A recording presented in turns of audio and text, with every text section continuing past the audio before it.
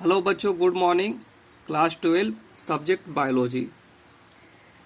कल आप लोग को बताए थे हम कि जो लघु बीजाणु जनन होता है उसमें अधोस्तरीय कोशिकाएं पाई जाती हैं और वो अधोस्तरीय कोशिकाएं जो है विभाजित होकर प्रपश्च कोशिका का निर्माण करती है और प्रपश्च कोशिका के द्वारा जो है प्राथमिक भित्ति कोशिका और प्राथमिक पुमंग बीजाणु जनन कोशिका का निर्माण होता है। और जो प्राथमिक भित्ति कोशिका होती है उसके 3 स्तर पाए जाते हैं, पहला बाह्य स्तर, मध्य स्तर और टेपिटम। यहाँ पर जो है जो लघु बीजाणु जनन है ये प्राथमिक स्तर है, बाह्य स्तर होता है। प्राथमिक भित्ति कोशिका के अंतर्गत जो ये बाह्य स्तर है। दूसरा जो है मध्य स्तर, इसको 3 भागों में डिवाइड किया गया है। ये भी जो है परागकण को जो है पोषण प्रदान करता है। और तीसरा जो स्तर होता है ये टेपिटम बोलते हैं, जो आंतरिक परत होता है और ये परागकण को जो है पोषण प्रदान करता है। और जो अंदर वाली हिस्सा है ये इसको बोलते हैं प्राथमिक पुमंग बीजाणु जनन कोशिका। और ये प्राथमिक पुमंग बीजाणु जनन कोशिका जो है समसूत्री विभाजन के द्वारा जो है लघु बीजाणु मात्रिक कोशिका का निर्माण करती है। ये अर्धसूत्री विभाजन होता है और चार जो है कोशिका का निर्माण होता है। चूंकि हम आप लोग को बताए हैं कि जो परागकण होते हैं उसमें जो है 4 प्रकोष्ठ पाए जाते हैं, तो यही अर्धसूत्री विभाजन के द्वारा कोशिका एक कोशिका जो है 4 कोशिका में विभाजित हो गई है। लघु बीजाणु जनन कोशिका किसे कहते हैं? तो लघु बीजाणु या परागकणों के निर्माण को लघु बीजाणु जनन कहते हैं। परागकण की संरचना, तो यहाँ पे संरचना आपको दिखाया गया कि ये परागकण की संरचना है। इसके बाहरी हिस्से को जनन छिद्र बोलते हैं, ये वाले पार्ट्स को। ये जो है बाह्य चोल होता है, एग्जाइन यानी कि स्पोरोपोलेनिन। ये प्रतिरोधक वाला पदार्थ है जिसका जैविक अपघटन नहीं होता है। ये प्रतिरोधक है यानी कि रोगों से जो है लड़ने की क्षमता इसमें क्या होती है, विकसित होती है। ये अंदर वाला जो पार्ट्स है इसको बोलते हैं अंतःचोल।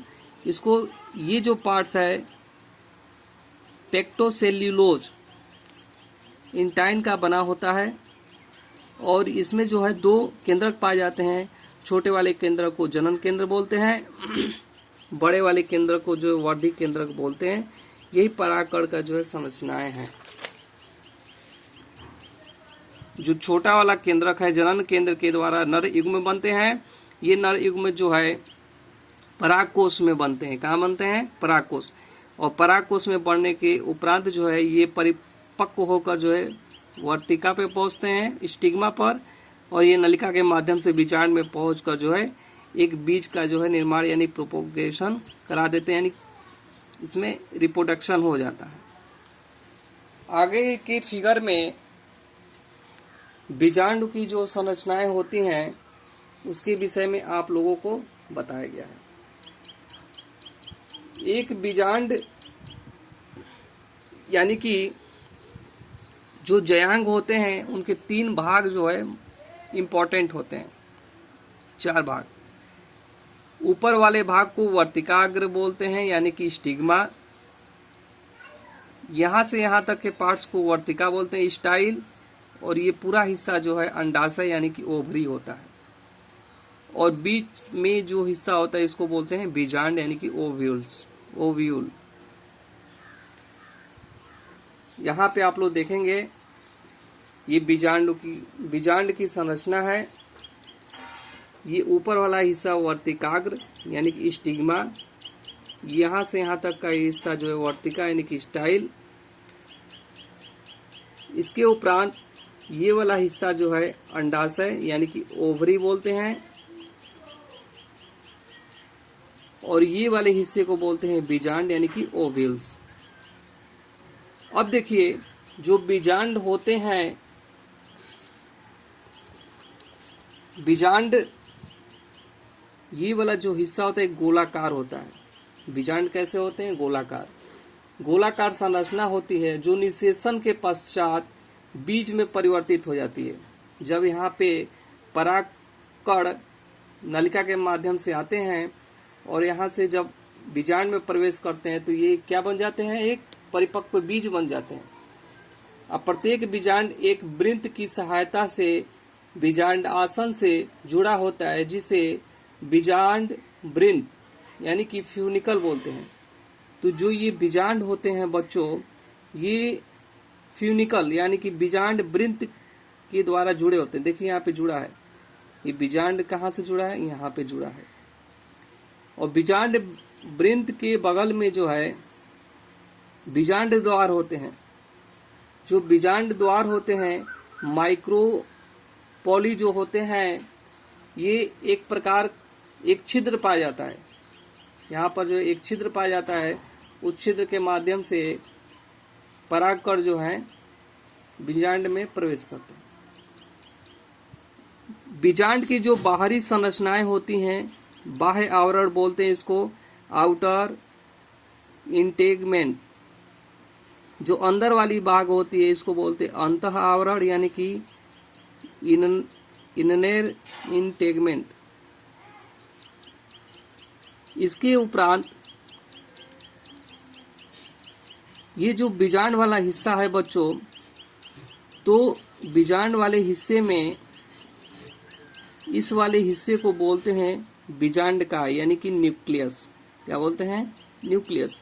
तो न्यूक्लियस के अंदर क्या पाया जाता है? भ्रूण कोश, इम्ब्रोसेस पाया जाता है, यानी कि ये भ्रूण कोश है। ये क्या है बच्चों? भ्रूण कोश है। तो भ्रूण कोश कहाँ पाया जाता है? तो बीजांड काय के अंदर पाया जाता है, न्यूक्लियस के अंदर पाया जाता है। अब न्यूक्लियस के जो अंदर होते हैं, इसमें 8 केंद्रक पाए जाते हैं। क्या पाए जाते हैं? 8 केंद्रक। देखिए यहाँ पे 3 केंद्रक नीचे, 3 केंद्रक ऊपर और 2 केंद्रक ये, 3 3 6 और 2 8। तो 8 केंद्रक पाए जाते हैं। तो जो ये केंद्रक होते हैं, ये वाले और ये वाले केंद्रक को हम लोग बोलते हैं सहायक कोशिका, बीजांड बनने में सहायता करती है। और जो बीच वाला हिस्सा बोलते हैं, इसको बोलते हैं अंड कोशिका यानी कि मादा युग्मक होते हैं। ये बीच वाला जो कोशिकाएं होती हैं, क्या होती हैं बच्चों? मादा युग्मक होती है। और ये जो ऊपर 3 कोशिकाएं केंद्रक दिए गए हैं, इसको हम लोग बोलते हैं प्रतिध्रुवी कोशिकाएं। क्या बोलते हैं ऊपर वाले को? प्रतिध्रुवी कोशिकाएं। ये निभाग के पास में पाई जाती हैं। ये वाला जो हिस्सा होता है इसको बोलते हैं निभाग यानी कि चलाजा। तो चलाजा के पास कौन सी कोशिकाएं पाई जाती हैं? प्रतिध्रुवी कोशिकाएं पाई जाती हैं। और यह जो है, जो भ्रूण कोश है, एम्ब्रियोसेस, इसमें जो केंद्रक होते हैं, इसमें जो केंद्रक होते हैं, अब ये जो केंद्रक हैं 8 केंद्रक हैं।